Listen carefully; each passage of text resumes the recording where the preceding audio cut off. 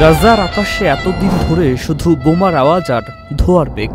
Israeli বাহিনীর নারকীয় হত্যাযজ্ঞে মৃত্যুর মিছিল দিন দিন লম্বা হচ্ছিল। হঠাৎই যেন নাটকের মোড় ঘুরল। কে ভেবেছিল রক্তের নদী পেরিয়ে শান্তির সেতু বাঁধার পালা শুরু হবে?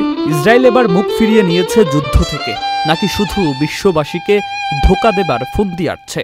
কাতারে বসতে চলেছে শান্তি আলোচনার টেবিল। হামাসের সঙ্গে যুদ্ধবিরতি আর জিম্মি মুক্তির গল্পে নতুন অধ্যায় যোগ হবে কি? নেতানিয়াহু যদিও হামাসের শর্তগুলোকে অগ্রহণযোগ্য বলেই ঘোষণা দিয়েছেন, তবু আলোচকদের পাঠিয়েছেন এ যেন পা বাড়ালেও বিশ্বাস বাড়ানো যাচ্ছে না। হামাস 60 দিনের যুদ্ধবিরতিতে রাজি হয়েছে, কিন্তু শর্ত দিয়েছে শেষ পর্যন্ত শান্তি আলোচনা ভেস্তে গেলেও ইসরায়েল যেন নতুন করে হামলা না চালায়।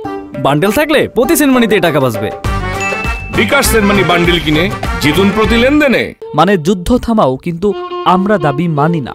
এই তো আলোচনার নামে কাগজে কলমে যতই শান্তির কথা লেখা হোক, গাজায় এখনো মৃত্যুর থাবা থামেনি। খান ইউনিসের চিকিৎসক ও তার 3 সন্তান সহ 7 জন নিহত এ যেন নিষ্ঠুরতার আরেক অধ্যায়। আন্তর্জাতিক সংস্থার কর্মীরাও রক্ষা পাচ্ছেন না। গ্রেনেড হামলায় মার্কিন সাহায্য কর্মীরাও রক্তাক্ত। 2023 সালের অক্টোবরে শুরু হওয়া এই রক্তপাত এখনো থামেনি। 57,000-এরও বেশি প্রাণ ছড়েছে, তবু যেন শেষ দেখা হচ্ছে না মৃত্যুর মিছিলের। ইসরায়েল এবার শান্তির মুখোশ পড়েছে, নাকি আসলে সময় কাটানোর কৌশল করছে? সেটাই এখন বড় প্রশ্ন। গাজার মানুষ কি শান্তির স্বাদ পাবে, নাকি আবারও ধোঁকা খাবে? চোখ রাখতে হবে কাতারের আলোচনার টেবিলে।